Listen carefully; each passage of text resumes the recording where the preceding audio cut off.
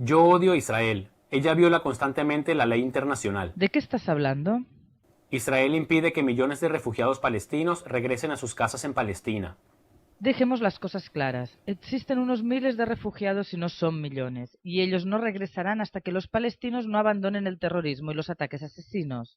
No solo por razones de seguridad, sino porque así lo estableció el Consejo de Seguridad en su resolución 194. Yo tengo unos cuantos amigos que trabajan en las Naciones Unidas y me aseguran que los refugiados palestinos son millones. La ley internacional define como refugiado a la persona que abandonó su casa en el marco de un conflicto al temer por su vida, y que además no recibió otra ciudadanía.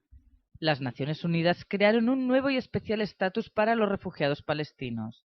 El estatus pasa de generación en generación y se les crea una organización especial para ayudarles, la UNRWA. ¿Significa que son las únicas personas que poseen ese estatus? Exactamente.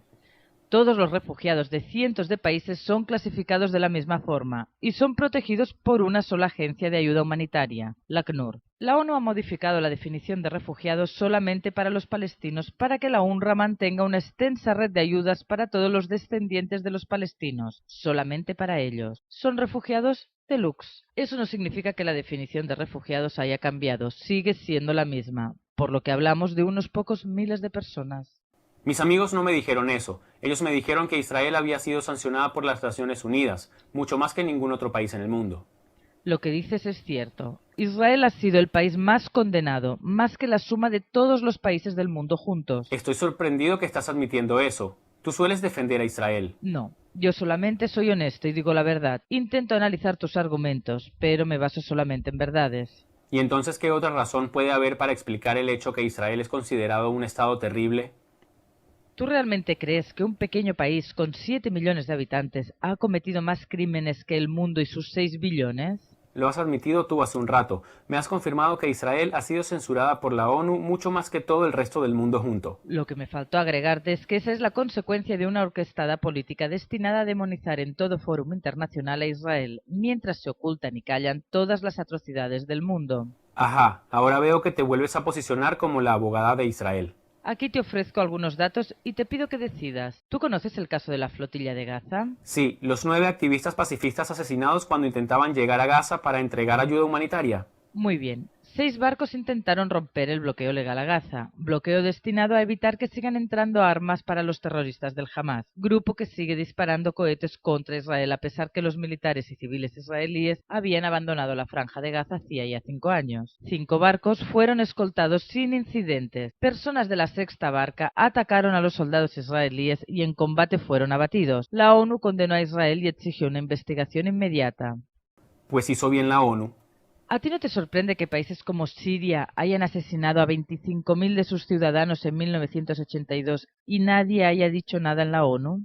Pero eso es un tema interno de Siria. ¿Sabías tú que Indonesia mató a más de 100.000 personas en Timor Oriental durante 25 años y la ONU solamente trató ese tema en 2 ocasiones en todo este tiempo? Pero la ONU al fin y al cabo estaba preocupada. Ellos asesinaron a un promedio de 10 personas por día durante 25 años. Israel podría actuar durante 2 siglos y un mes en silencio para combatir a dictadores árabes que asesinan a su pueblo si se midiese según la vara de Indonesia. ¿Qué quieres que te diga? ¿Tú sabías que Irak asesinó 5.000 kurdos usando gas mostaza en 1985? La ONU ni siquiera pronunció el nombre de Irak, solamente dijo que el uso de armas químicas era inapropiado.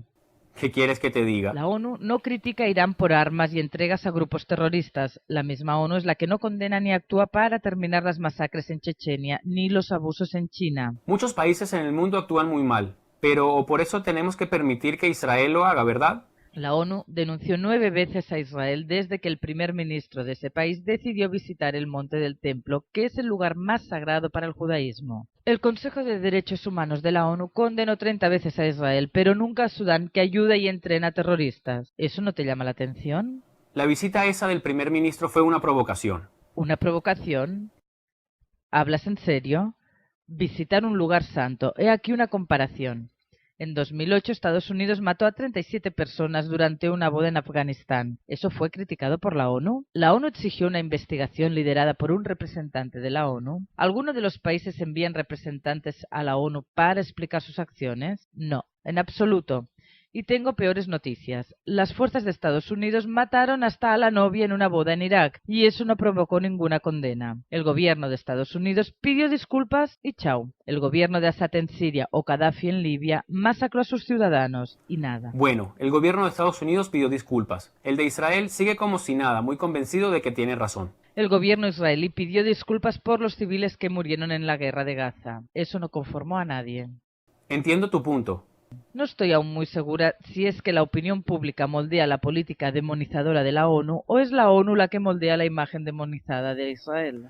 Me parece que tras esta explicación, no me quedará otra que mirar con mucho más escepticismo las declaraciones de las Naciones Unidas, ni hablar de las declaraciones del Consejo de Derechos Humanos en donde Irán, Pakistán o Libia dirigían las sesiones. Tengo que esforzarme por tener una opinión propia. Puedes usar Internet, pero en ese caso puedes buscar información para confirmar tus ideas anteriores o bien esforzarte por encontrar los hechos concretos, aunque estos no coincidan con tus preconceptos y prejuicios. Hay una tercera opción, tomar toda esta información como si se tratase de un virus, aunque esta información venga de mis amigos que trabajan en la ONU.